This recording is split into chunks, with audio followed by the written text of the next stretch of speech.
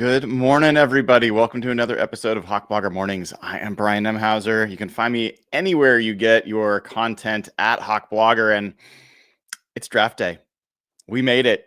It's here. The 2025 NFL Draft starts today at 5 p.m. Pacific time, 8 p.m. Eastern, wherever you are, whatever time zone you're in.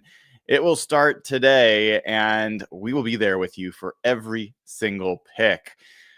I will be at the VMAC. I don't exactly know how the setup's going to be. I guarantee the sound's going to be better than it was for those interviews I did with Nolan Teasley, the assistant general manager, and Matt Berry, the VP of player acquisition. But, it's going to be a little bit of mayhem that first time for me, kind of figuring this all out, which is part of the fun of getting to do this job and sharing it with all of you. But Nathan Ernst, Derek Gebby will be with me, I think, for the whole go. We'll get a little bit of Jeff Simmons here and there. We'll get some Evan Hill now and then. So it's going to be fun tonight. Looking forward to having you all with us. Make sure, if you haven't marked it down, make sure you do. We'll be there with you reacting. And if you've watched our shows in the past on draft day, they're always fun. And the instant reactions to the picks have proven to be pretty interesting to look back on over the years and a lot of fun. So looking forward to that for sure. And if you haven't taken the time to click subscribe on the channel, we are just, let me even check. We are just a few away. My gosh, like as of right now, we are 33 subscribers away from 18,000 subscribers on YouTube. I'm a little superstitious. I'd feel a little bit better if, like, good luck wise, if we could just hit that mark before the Seahawks pick, but we'll hit it soon enough. But it'd be great to add you to the list of subscribers. Click the little bell to get notified when we go live, because I'm not exactly sure. Tonight, I've got it set to start at the draft start, but most likely, I think we'll get going a little bit early. So make sure you got the bell clicked to get notified when we go live. What I wanted to talk about today is Daniel Jeremiah released his final mock draft, and he had in there a scenario for the Seahawks that was something that we haven't spent as much time talking about. We did cover it in a couple of different conversations, but not really in depth. And I want to go a little deeper on it today, because I think there's a real possibility the Seahawks may exit today without a player selected. Yes, they may trade out of the first round entirely. I will talk about why that's not just, a random possibility, but maybe a plausible outcome for the Seahawks. And I'll share with you my perspective on if they do that, why they would do that, and if they do that, what I think the risks are that are associated with doing it. So we'll talk about that.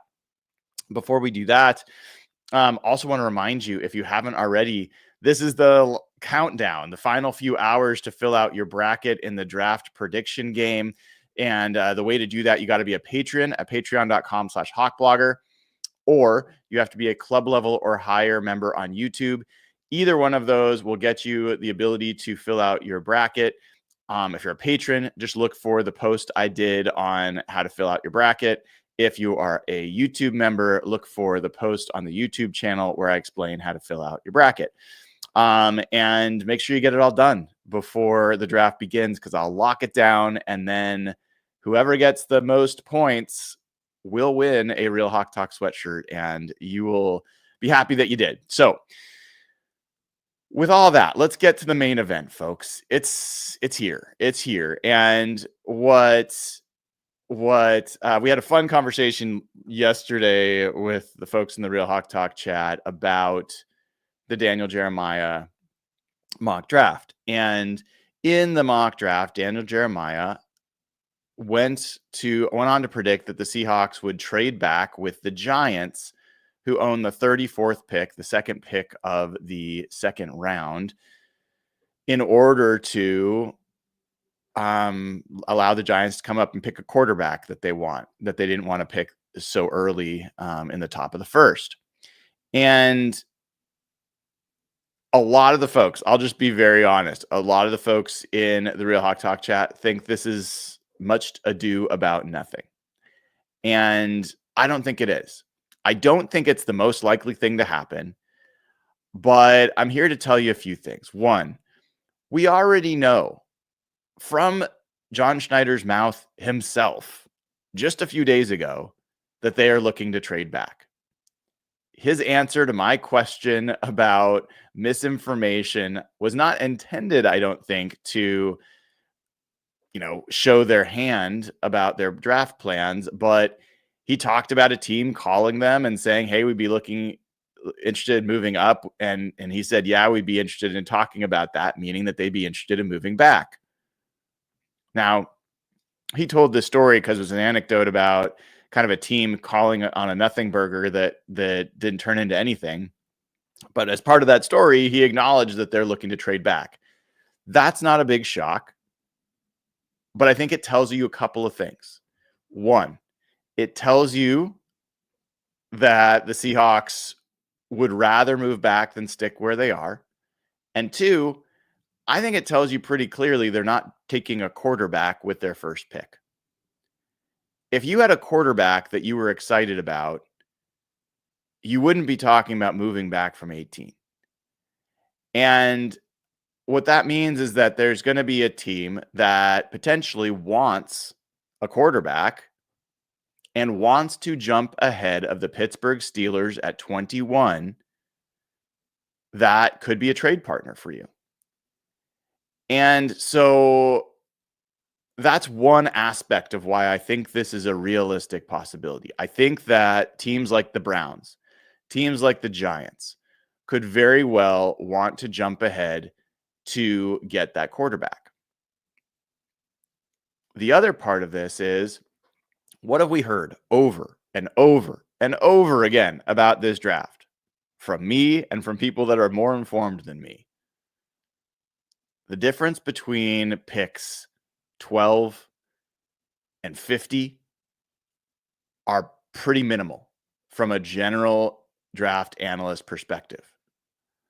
If that's the case, then why on earth would you stick at 18 when you could add another pick within that?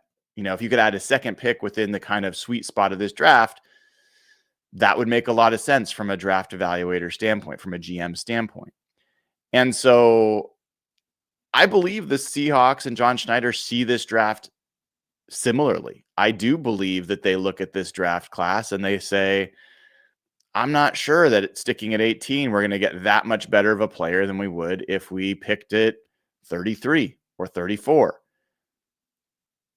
And I think there's a lot of players that we'd be interested in getting on day 2, in round 2, in round 3. So, and you also heard from John Schneider, something else that he said on Monday was when asked about NIL and whether it's had this effect on like thinning out the draft classes, like later rounds, he said, for some reason, that's not the case this year. It's good throughout.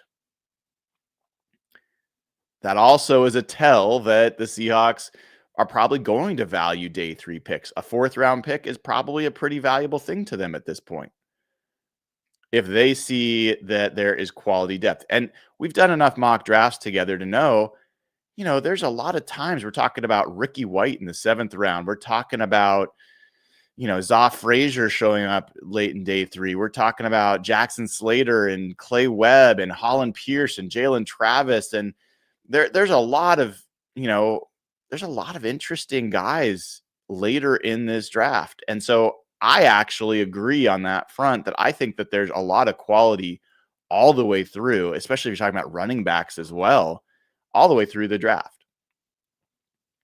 So all those things together to me do not make this a crazy concept. Not to mention the fact John Schneider has traded back many times in his past, and he's traded out of the 1st round before. So this has all happened. This is not, a crazy scenario. But here's where I'll be real honest with you. When I read that from Daniel Jeremiah, my heart sunk. And I listened to him talk about it with Brock and Salk yesterday. He went through the logic of it. The reason my heart sunk is because I think it might happen. And in his mock draft, he also had Gray Zabel going at 11 to the 49ers. That would be rough. He had Donovan Jackson going in the 20s of the first round. You're talking about, Jahad Campbell and Nick Emanwari and Shamar Stewart and all these other potential interesting picks gone. And so now you're sitting there in second pick of the second round for what? What are you going to do there? And this is where this is absolutely subjective. This is not objective. This is subjective. I do believe that there is a difference between the Kelvin Banks, the Gray Zabels, the Donovan Jacksons, and the next tier, which could be Jonah Savaiinaia, the Tate Ratledges. I'm not a Wyatt Milam guy. I think there's definitely he struggled when I watched him block. I don't think he's nearly as interesting as these other players. I think there is a gap. There is a tier there. And where the tiers are different for me is how low the floor is. Say what you want about Gray Zabel, small school guy, played in a different level of college football. I've seen enough from him to know that his floor is pretty high. He's going to be a good NFL player. Is he going to be great? I don't know. I don't think anybody really knows, but I think that his floor is pretty high. I don't think you're going to regret adding Gray Zabel to your team. Donovan Jackson, high floor. I don't think you're going to regret adding him to your team. Even Tyler Booker, who I really am not comfortable with spending a first-round pick on a guard that doesn't really ideally fit your scheme and has some really questionable athletic testing. His floor is pretty high as far as being a quality guard in the NFL. But you start getting into Tate Ratledge, I think the floor's lower. Jonah, I really like Jonah. Great athlete. He really is. He's a work in progress as a pass protector. He's got a little Sataola Mea. He's got a little Anthony Bradford. Like, he's got a little bit of like coordination, synchronization, balance stuff to work on in pass protection. So I really like him. I'd be fine with adding him as a second player. But for him to be your big move at the offensive line's position, I think is adding risk. And let's talk about risk for a minute, because this is really what it comes down to. You have, over the last decade plus, not prioritized the interior offensive line. You've not prioritized it in free agency. You have not prioritized it in the draft. We can talk all we want about the amount of draft capital that the Seahawks have spent on offensive line, but that is tackles. Those were tackles that they drafted early. Those are tackles that they've spent meaningful money or traded for Dwayne Brown. Like, they've spent on tackles. They have not prioritized interior offensive line. And so it's one of the worst interior offensive lines in football. It has been for a while. Not sharing any new news there. So they go out and they try to sign Will Fries, who I've been on record like, think he was a good target. Would have been a lot better to come into this draft with at least one veteran starter that you believe is an upgrade and a quality starter on that line. You missed. And you made the choice to let him go because you were requiring a physical. I think that's a reasonable thing to do. I'm not going to drag John Schneider and the team for doing that. But that was a decision. And by making that decision, you have added risk to that interior offensive line. Now, you could argue you would have added risk by signing a guy to that much money without giving him a physical. That's a fine, reasonable way to think about it. But you have not mitigated your risk yet on how bad, how low the floor could be on that interior offensive line. And for you then to go into the draft, it's already, we've talked about this a lot, it's already a risk to not draft offensive line first, to not take the best offensive lineman you've got on your board. But if you were to not only not take, how many double negatives can I get in there? If you were to not take an offensive lineman with your first pick, but not take anybody with your first pick because you trade out. And then who knows, maybe at 33 or 34, and by the way, I'll go over these in the trade chart in a second so you know how real these could be. Let's say they don't take an offensive lineman with that first pick in the top of the second round.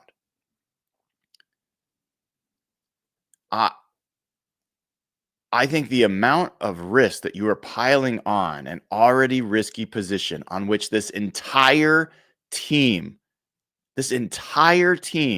your job, the jobs of the people that work for you may rely on the ability of that interior offensive line to be credible. I think it is too risky of a move, in my opinion, to completely leave the first round.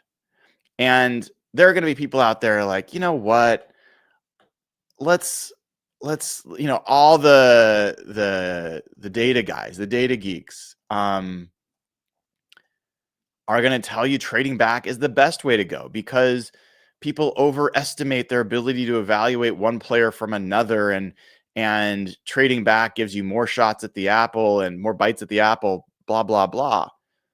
I'm going to go back and I'm going to read to you once again the list of times that the Seahawks have traded down in the first. I'm just going to list the first round. I could go through all of them. You can go back and find my show about the Seahawks realistic trade scenarios and what has happened in the past. But 2019, they trade back from pick 21 to pick 30. And they ended up trading that pick again to pick 37. So they ended up with this move. They added a lot of picks. For all that they added, they got Ugo Amadi, Ben Burkervin, Marquise Blair, Gary Jennings, and Travis Homer. That's who they added by making those trades. And they passed on Hollywood Brown, Montez Sweat, Josh Jacobs, Caleb McGarry, Byron Murphy Jr., the cornerback, Deebo Samuel, Dalton Risner, Elgin Jenkins. They passed on tons of talent, and they didn't come. They got a lot more picks for trading back multiple times, and trading out of the first round did not work. Well, you say, oh, that's just one time. Well, 2018, they had pick 18, which they have now.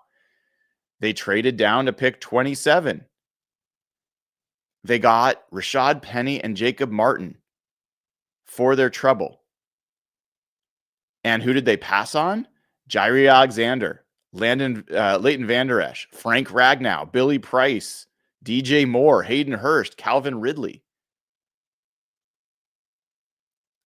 That didn't work out. You had more picks, more bites at the apple, but you bit into a rotten apple. Let's go back to 2017. You had pick 26. You traded it for pick 31. You traded back from that to pick 34. You traded back from that to pick 35. So you went from pick 26 to pick 35. You added a bunch of picks for your trouble. What did you end up with? You got Malik McDowell, Lano Hill, Tedrick Thompson, Mike Tyson, and Chris Carson. Disaster. Absolute disaster. Who did you pass on? Tre'Davious White, David Njoku, TJ Watt, Ryan Ramczyk. I could keep going, guys. Like 2016, you had pick 26. You traded for pick 31. And who did you get? Jermaine Ifedi and Nick Vannett. Who did you pass on? You packed on Kenny Clark and other players as well. So I get it. I get the logic of adding as many picks as possible because the more picks you have, maybe the better chance you have of hitting on somebody. That has not been how it's worked for the Seahawks so far. When they have traded back, it has been a disaster. A disaster. Like there is not a single first round trade back that I can point to and say, you know what, that worked out. The best one I can point to is maybe in 2012, they traded back from pick 12 to pick 15, and they got Bruce Irvin. Bruce is a good player. I like Bruce. Bruce is never a great player. They got Jay Howard, who didn't make the team, and they got Jeremy Lane, who was a good contributor. But they passed on Fletcher Cox. Are you telling me that the Seahawks were better off with Bruce Irvin and Jeremy Lane than they would have been with Fletcher Cox? I don't think so. So there's a reason that you go from the 1,200 players that Matt Berry and Nolan Teasley talked about in May, get all the way to this point and have a board where you stack ranked these guys as a tier above. You like them more. The conversations are right. The mentality is better. The physical is better. The medicals are better. The fit with your scheme is better. Your instincts about that player in this locker room are better. Good. Like, trust that. And then say, you know what? We cannot risk taking a third tier guy on our offensive line board. We just can't do it. We have taken too many risks already with that group. We can't take another. And so we will see. We will see what the Seahawks do.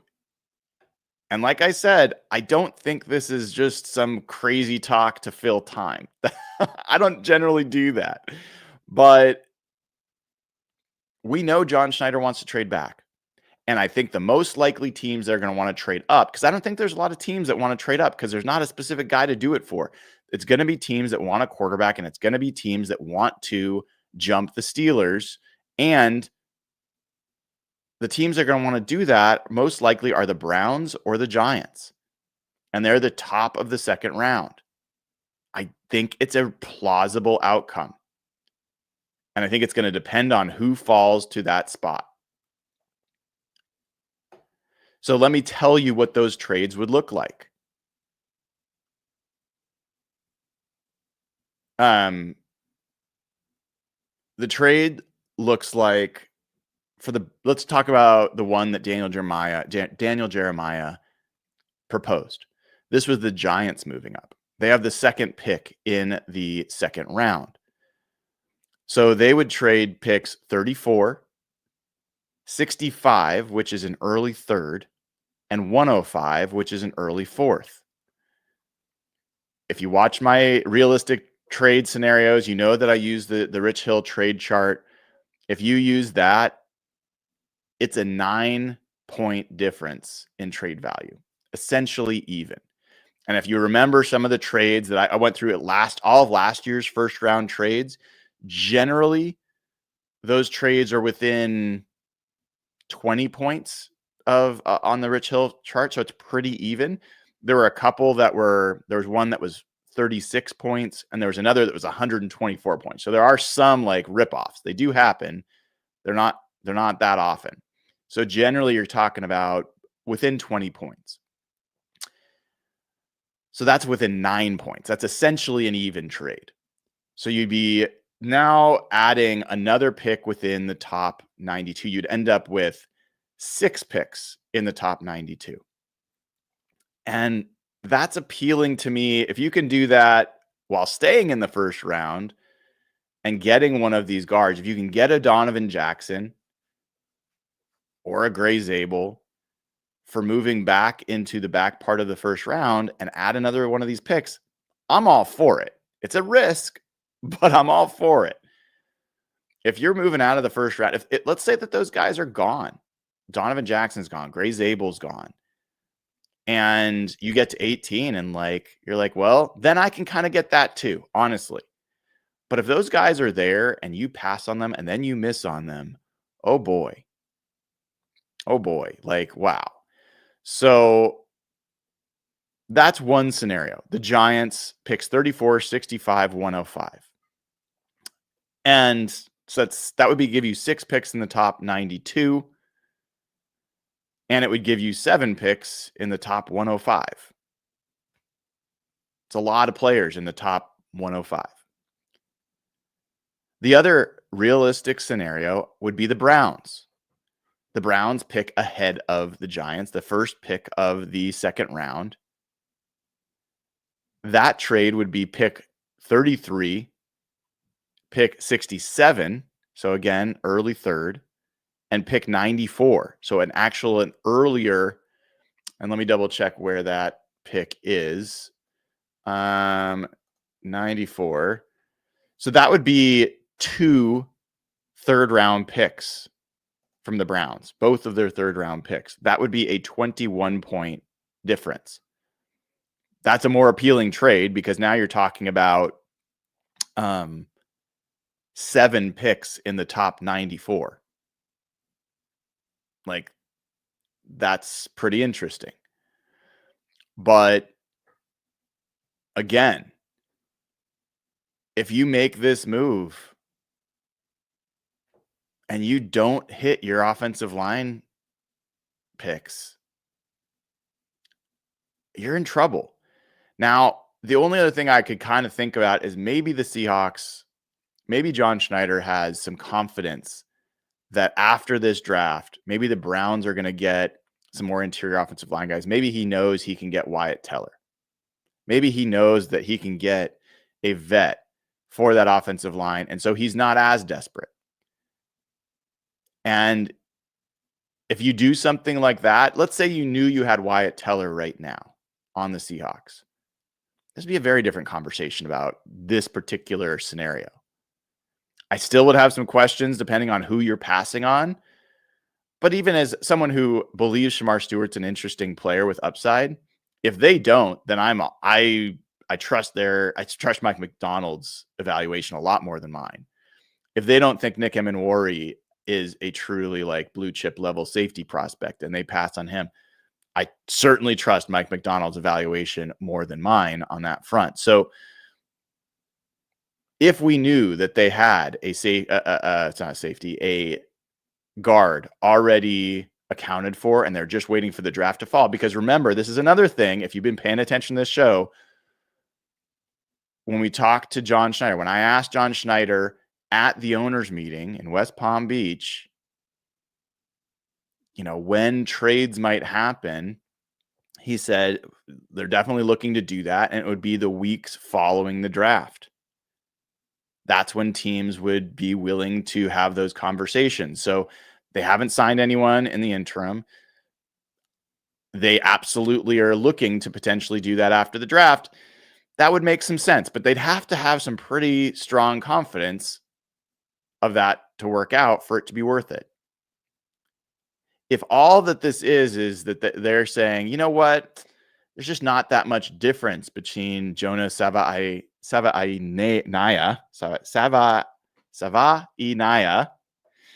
and Donovan Jackson, I disagree. Now, like I said, I will always defer to the experts, but I wouldn't be doing this if I didn't have strong points of view. And I've spent a lot of time on these prospects, and not as much time as some, but enough time to have a point of view. And I think Donovan Jackson is a much safer option and a much more likely to be a first-year starter for you. Tate Ratledge, I like a lot, and he might be a really good fit. There's some real questions about his play strength for me still. And while he's a really fast, he's a good mover, he had awful zone blocking grades last year. Does that mean he's a bad zone blocker? Not necessarily, but it's a question mark. Gray Zabel, Donovan Jackson are just, they're definitely a cut above. Kelvin Banks, cut above the other guys. And I'm going to have a real hard time watching those guys come off the board if Seattle could have had them and passes on them. So, think about it this way. If you could reach into the prize box and you knew that the one prize box had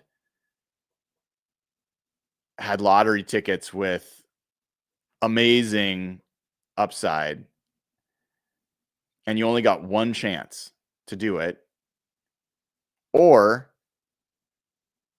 you could reach into the bargain bin as many times as you want. Which do you do?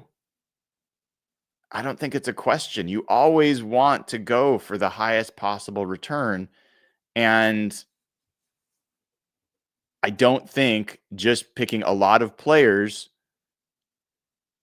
out of the second or third tier is going to be a good strategy. So that's kind of been what's on my mind heading into this draft this evening.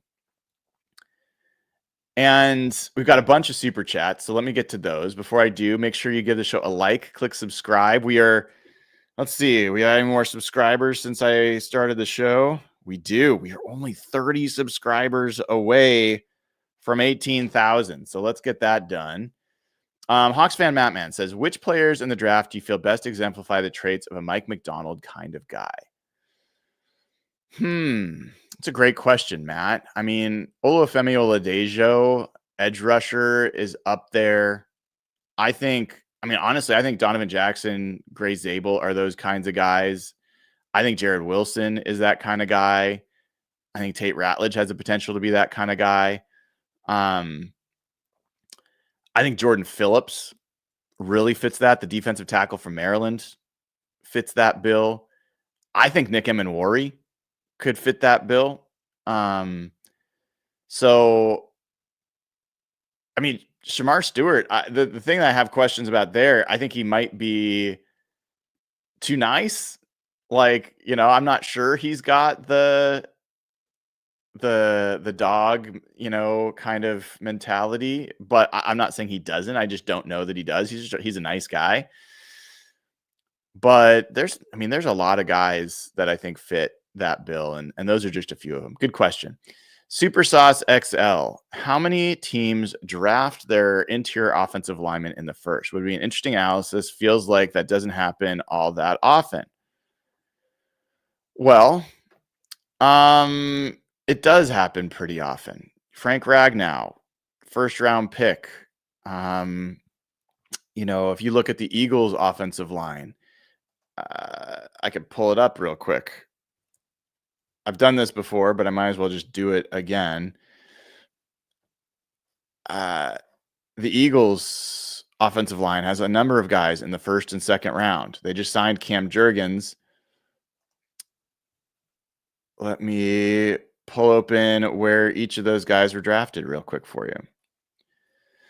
So,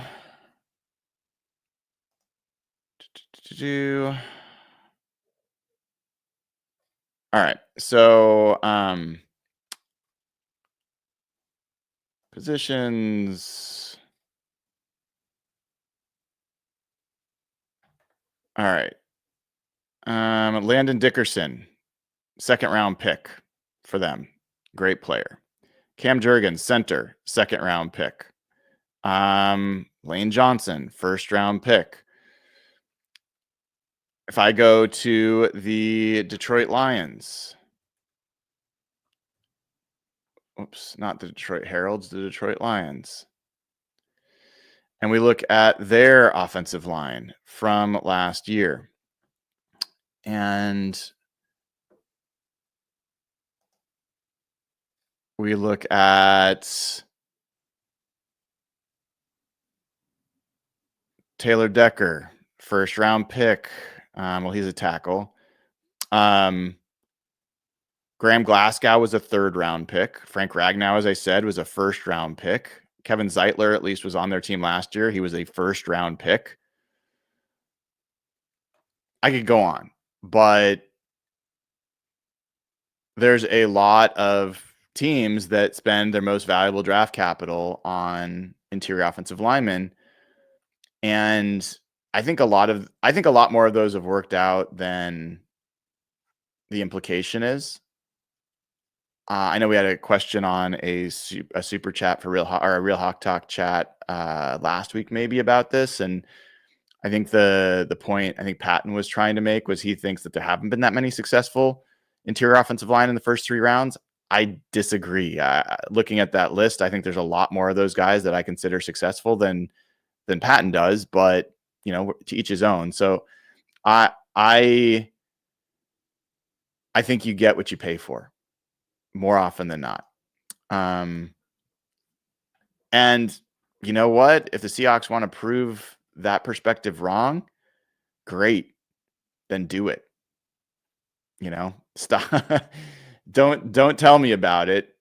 Show it to me. Show me a great offensive line. And show it to me with guys that you've drafted on day 3. Great. If you can do that, awesome. I'm not sure the logic makes any sense for you to continue to say there just aren't that many good offensive linemen. There just aren't that many of them. And then to say, well, we're going to get the guys on day 3. So you're going to get the worst options of a thin position group on a regular basis, and that's the strategy for making it better? No, I just don't get it. I don't get it. That doesn't jive with me. Bryce Coots, 10 Hawk Blogger memberships he's given away. Thank you so much, Bryce. And thanks to Corey Hickok, who's also given away 10 Hawk Blogger memberships. Love to see it. That's 20. My math is better today than it was the other day. 20 Hawk Blogger memberships. If you want one of those, and also John has gifted 10 Hawk Blogger memberships, so that's 30. 10, 20, 30. Still, my math is holding strong. Just Google how to turn gifting on your Google account, your YouTube account. You have to have gifting on to get one of these free memberships. And then like the show, subscribe to the channel, comment, engage. The more you watch, the more you have a chance to win one of these free memberships. If you get one of these free memberships, consider giving one, paying it forward to somebody else, or upgrade to club level. Get access to the Discord channel, get access to a chance to play the draft prediction game today, all that kind of fun stuff. So appreciate all the generosity from folks, and we'll keep it going tonight, hopefully, as well. All right, Adam the Islandson says, I feel trading back was more a Pete Carroll thing. That's interesting. I don't know why you'd feel that way. I think it's very much a John Schneider thing. I think people overweight Pete Carroll's role on draft day. I think John runs the draft and always did. Now, does that mean every pick was only his? No. just like every pick over the next 3 days is not going to be only his. He and Mike McDonald have absolutely collaborated on who is where on that board. 100%. But ultimately, John's making those calls. And I don't think that's changed. So I think people overestimate Pete's role there. Jeff Jennings, as I recall, Pete Carroll had the final say on picks. Pete Carroll had the final say on personnel. He did not. I would pretty strongly disagree with the notion that Pete Carroll was the one making the final decision on picks. I think the Seahawks would tell you that. I think Pete Carroll would tell you that. Pete Carroll had say over personnel ultimately, which, let me try to explain this, and I won't take a bunch of time, but this was an organizational alignment responsibility and part of his contract more than an active aspect of his job. What do I mean by that? When you're doing organizational design, part of what you want to do is, by having one person report to another, it forces alignment. It forces that there's conversation between those groups, or at least theoretically it does. And so Pete Carroll, by being superior to John Schneider from a personnel perspective, that means that John Schneider is forced to align with Pete Carroll. That doesn't mean that Pete Carroll does John Schneider's job. And John Schneider's job is to scout, to run the draft, to stack the board, to do all that stuff. But what Pete Carroll had was the comfort of knowing that ultimately, if there was something he really didn't like, they were going to cut somebody that he didn't want them to cut. They were going to not spend the money to sign somebody, or there's a trade that they wanted to make. Those are the places where I think Pete Carroll leaned in the most. And then I think there's certain players that he loved in the draft that, got, like Chris Carson. He was a 7th round pick. Pete Carroll loved him. Guess what? Tyrese Knight was a Mike McDonald pick last year in the 4th round. The coaches absolutely have input, but John Schneider's ultimately making those picks. So that's the way I see it. Appreciate those questions. Big Mike has a question here. It says, analytics in favor of a trade down, but in a draft that grades people the same from 11 to 50, doesn't it make more sense to fill your hole at left guard? That's my feeling. I think the points you're making here seem a little bit in conflict. If the grades are the same from 11 to 50, then that would really make sense to trade down. My whole life, whether it's work, personal, otherwise, has been a practice of mitigating risk. Like, I want to increase my odds of being happy, healthy, stress-free, have friends, have a good family, be safe, be comfortable, like all the things. I want to increase my probability of those things all the time. Every decision I make is about mitigating risk to some of the things that I care most about. So that's me. And so if I'm in those situations, I'm uncomfortable with the risk on the interior offensive line. I'm uncomfortable with the stacking of risk on the interior offensive line. And I am doing everything I can to increase my odds and increase the odds of success and lower the odds of failure at that position. I don't believe adding more picks does that, unless your evaluation really is that there's not any difference between Gray Zabel, Donovan Jackson, and that next tier of guys, that next group of guys. And if that's the case, we have a difference of opinion. And there's a reason I'm not a GM. But I can't say that this front office has earned the benefit of the doubt on making those specific calls. Super chat from Brian Cole says, how much draft influence do you think Clint Kubiak has? Well, we heard from Matt Berry just a couple days ago on this show that they had to, on the fly, in his words, adjust their board for the new scheme and for the new offensive coaching staff. So he absolutely has had impact. The cool thing there is, unlike last year where maybe you had like a little bit of Ryan Grubb and Scott Huff coming from college with opinions on players, like Scott Huff was a big part of why Satawa Lamea got drafted. He was a guy that he recruited to Washington early on, and he ended up going elsewhere. But those are about like, hey, we like and know this player, as opposed to, here is the scheme that we run. We know for 20 years plus who works in that scheme and who doesn't. Here's our menu. Like, here's what we need. Here's the ingredients we need. Go find those guys.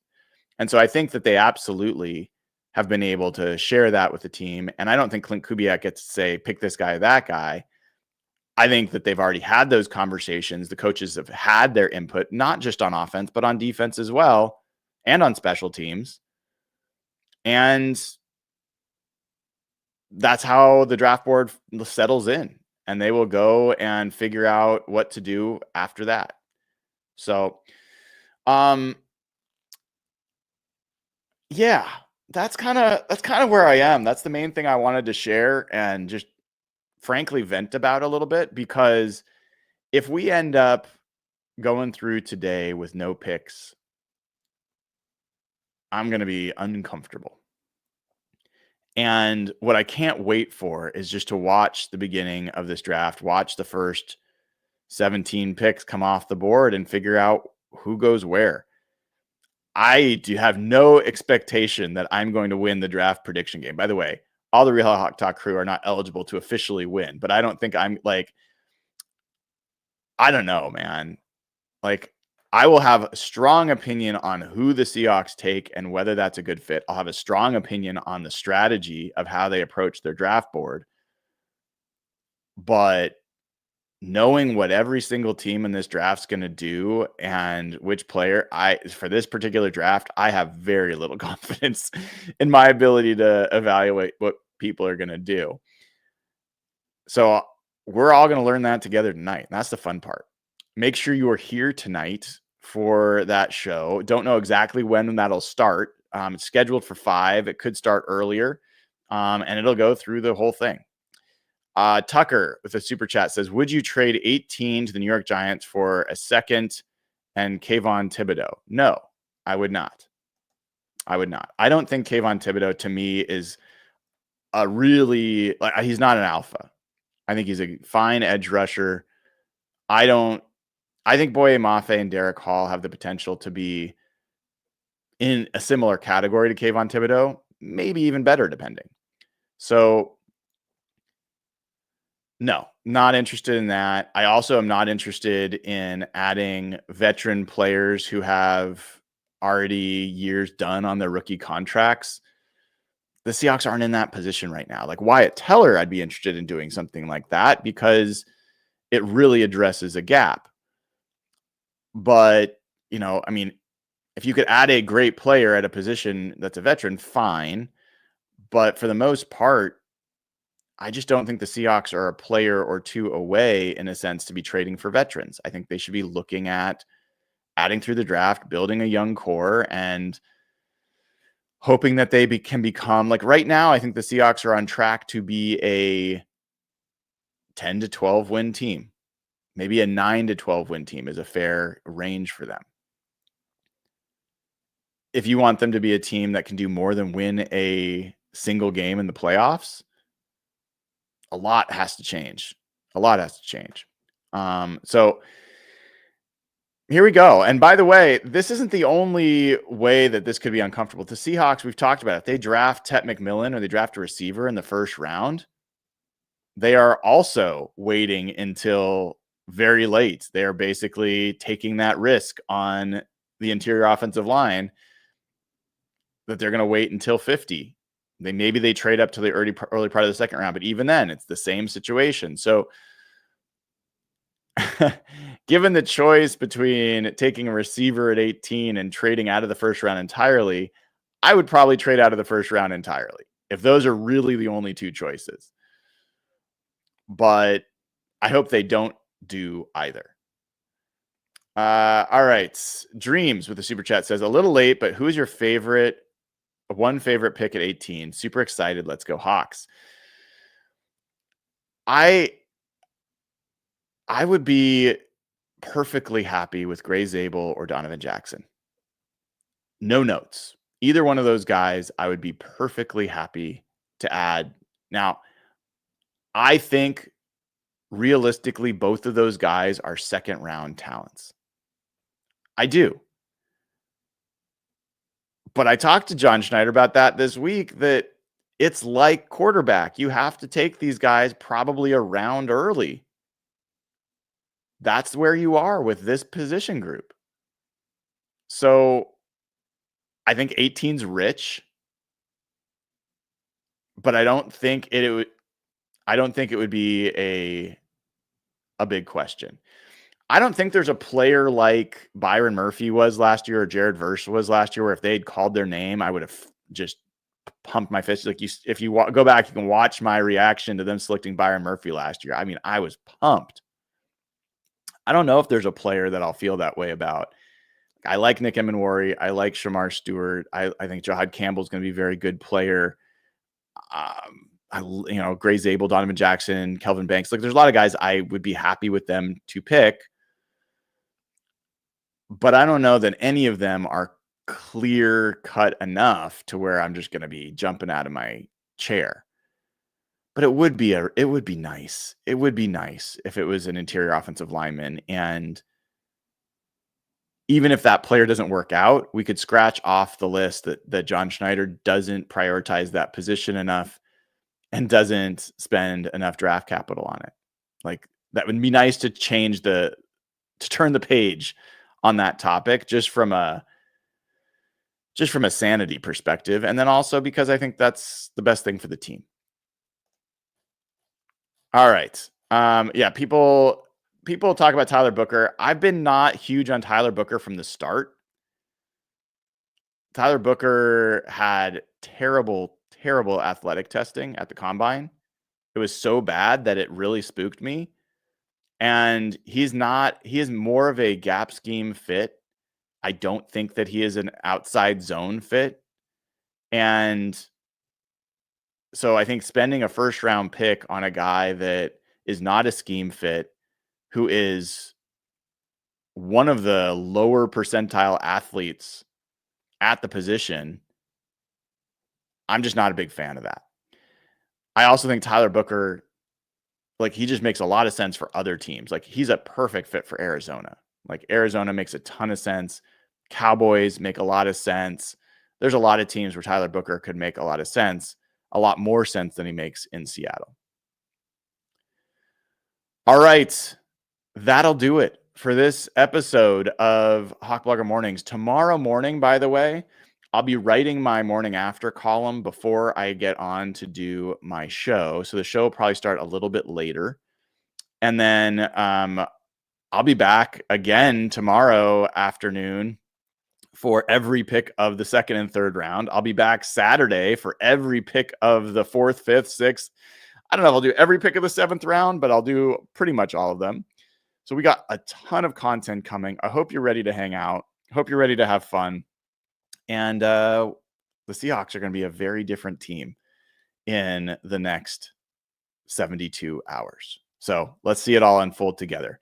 If you have not already, make sure you like and subscribe to the show. Also, if you have not, head on over to jkboots.com. Amazing deal over there. The best boots you're ever going to own. Use code HawkBlogger. Gets you $75 off. $75 off these boots. Spokane, Washington company, family owned, handmade. Every one of these boots, handmade. They take like 6 weeks. They've got a YouTube channel that's got like 300,000 people that just want to watch them work with leather. Like, they're unbelievable. So you get $75 off if you use code HawkBlogger, and we'll give $15 to the Wildland Firefighters Foundation every time you use the code HawkBlogger. So not only do you get a great deal, but we give to the Wildland Firefighters Foundation, who help supply and protect our Northwest forest firefighters who protect our Northwest forests and keep the Northwest the gorgeous place we all love. So head on over to JK Boots, use code HawkBlogger, treat yourself or someone else to the best boots you've ever owned. All right, folks, I will see you later today. And like I said, click that bell because I have no idea exactly when I'll go live, but we'll see you soon. I can't wait. Take care.